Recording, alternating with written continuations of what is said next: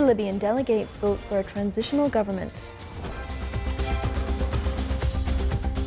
And the novel coronavirus kills more than 2.28 million people since the outbreak emerged in China in 2019.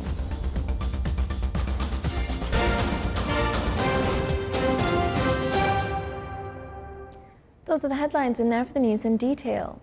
His Majesty Sultan Haitham bin Tariq sent a cable of greetings to Her Excellency Patsy Reddy, Governor-General of New Zealand, on the occasion of her country's National Day.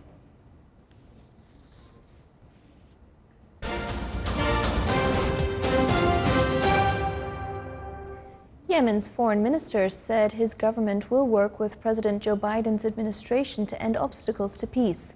Today, Biden announced the U.S. was ending support for the grinding war in Yemen. The 5-year conflict has killed some 130,000 people, including over 13,000 civilians, and resulted in the world's worst humanitarian crisis. Biden called for a ceasefire, an opening of humanitarian channels to allow more delivery of aid, and a return to long-stalled peace talks. The Yemeni government welcomed Biden's decision to appoint Timothy Lender King as special envoy to Yemen, hailing it as another important step, attesting to the U.S.'s commitment to end the war.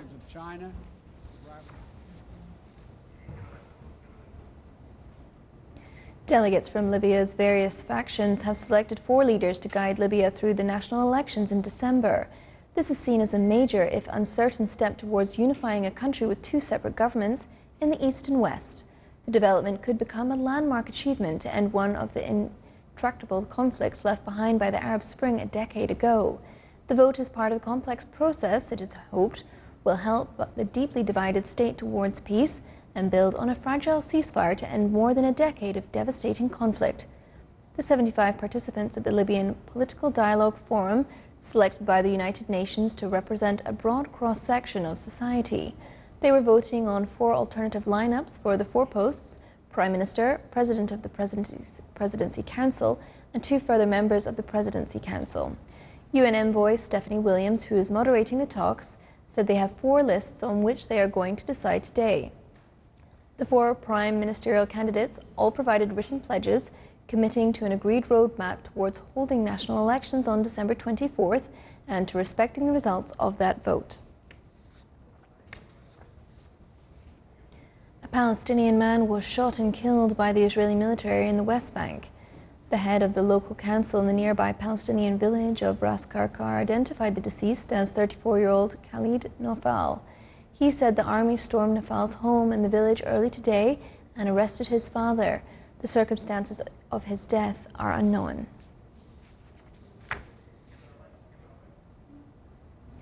The novel coronavirus has killed more than 2.28 million people since the outbreak emerged in December 2019.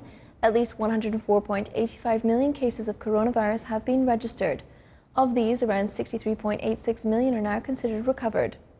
Yesterday, 16,136 new deaths and 511,406 new cases were recorded worldwide. The United States remains the worst affected country, with 455,875 deaths from around 26.68 million cases. After the U.S., the hardest hit countries are Brazil, with 228,795 deaths, Mexico 162,922, India 154,823, and the United Kingdom with 110,250 deaths. Europe overall has 762,486 deaths, Latin America and the Caribbean 610,011, Asia 243,228, the Middle East 98,679, and Africa 93,623 deaths.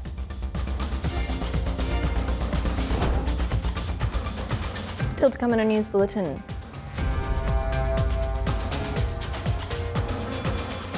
Mount Etna spewing lava lighting up the sky.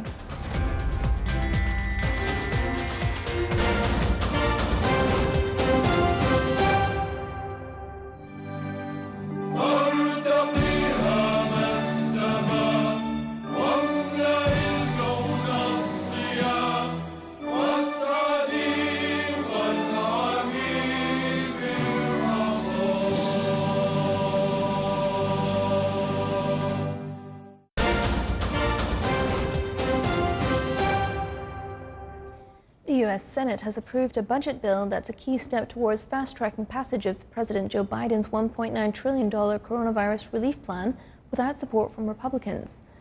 Vice President Kamala Harris was in the chair to cast the tie-breaking vote, her first. Democrats in the chamber applauded after Harris announced the 51-50 vote this morning. The action came after a grueling all-night session where senators voted on amendments that could define the contours of the eventual COVID-19 aid bill. The budget now returns to the House, where it will have to be approved again due to the changes made by the Senate. Oman oil April delivery price increased by 53 cents to reach $58.96. Global oil prices reached a record high this year due to the economic growth in the United States and the undertaking of the oil producers to continue to decrease their supply of crude oil. Brent crude rose by 58 cents to arrive at $59.12 per barrel. Likewise, Texas crude oil increased by 29 cents, recording $56.52 per barrel.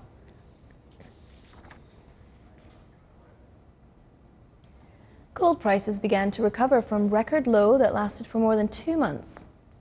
However, the upward trend is about to record the biggest weekly drop since the end of November last year due to the increase in the US dollar value.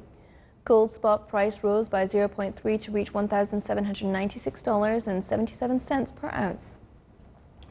US gold futures prices increased by 0.3 to reach $1,797 per ounce. The yellow metal recorded a weekly drop by 2.6%, which was the biggest recession since the week that ended by November 27th. Mount Etna, Europe's most active volcano, erupted with lava several times last night through this morning. As the volcanic activity was largely expected, the area was properly secured and there was no reported injuries or deaths. It is a popular tourist destination and its eruptions, especially when seen at night, are spectacular to watch.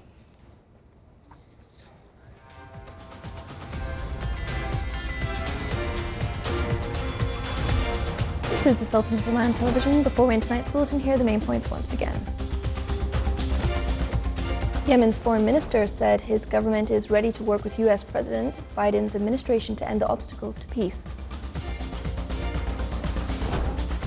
The Libyan delegates vote for a transitional government. And the novel coronavirus kills more than 2.28 million people since the outbreak emerged in China in 2019. With that, we come to the end of tonight's news bulletin. From all of us here at the newsroom and the studio, it's good night.